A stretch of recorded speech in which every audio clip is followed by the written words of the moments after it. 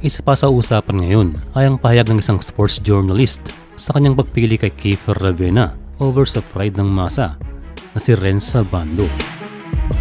Kung titignan natin ang profile ng dalawa sa FIBA ay sadya talaga na magkaiba. Pero kung sisilipin ng 16-man pool, ang ending ay silang dalawa ang pinagpipili ang makakuha ng huling spot sa 12. Si Kiefer ay natural point guard at ang nag-iisang katulad niya ay si Scottie Thompson. Pero dahil sa kulang sa natural position na ito, kasama na rin sa mga pinagpipilian ang mga combo guard.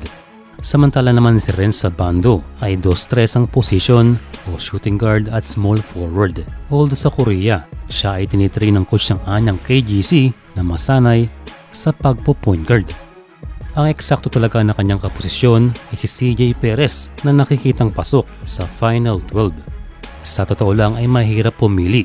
Kung natural point guard ang hanap ay nandyan si Ravena. Pero kung versatility at rim protection ay meron yan si Renza Bando. Sa mga darating na final tune-up games ay makikita ng pamunuan ng gilas kung sino nga ba ang mag-i-stand out at mabigyan ng karapatan sa 12. Tandaan din natin na hindi lang sila Kiefer at Renz ang umaasa sa spot dahil nandyan din si RR Pogoy, Chris Newsom at 3D Ravena.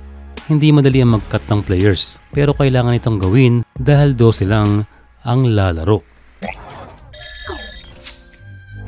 Magandang balita para sa mga Kai Sotto fans dahil mismong SBP na ang nag-anunsyo na siya ay cleared to play at pwede na sa 5-on-5. At ibig sabihin ba nito natapos na ang drama? Put closure and move forward. Yan ang hakbang na ginawa ng SBP para maayos na ang issue kay Kai Sotto. Hindi na kinuha ang resulta ng MRI dahil ang doktor sa magkabilang panig ay nag-assess na cleared to play na itong si Kai. Ang main concern lang ngayon ng SBP ay kailangan makakatch up nitong si Kai dahil matagal siyang natenga. At sa 5-on-5 na nangyari ay napansin ng SBP at some point daw ay kita ang kanyang pagkapagod. Meaning na kailangan niyang ma-improve ang endurance at stamina. Kailangan ng power dahil hindi basta-basta ang ating mga makakalaban sa World Cup na maraming players na malalakas sa ilalim. Well, sa simula pa lang, we can say na walang balak mag-backout itong si Kai dahil malaking kawalan, lalo na sa kanya career-wise dahil big exposure ang FIBA World Cup. At hindi basta maglaro, although hindi naman to dominate.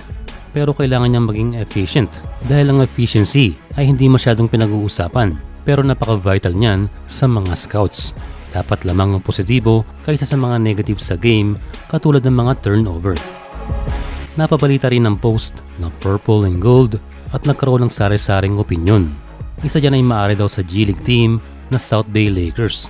Kung titignan ng roster ng South Bay ay kompleto na ang roster. May 12-man lineup kasama na ang dalawang two-way contract. Well, still maaga pa para magbigay ng conclusion. Sa sitwasyon ngayon ay mainam na ibigay ni Kai ang kanyang full attention sa World Cup na maraming nag-aabang ng scouts sa buong mundo.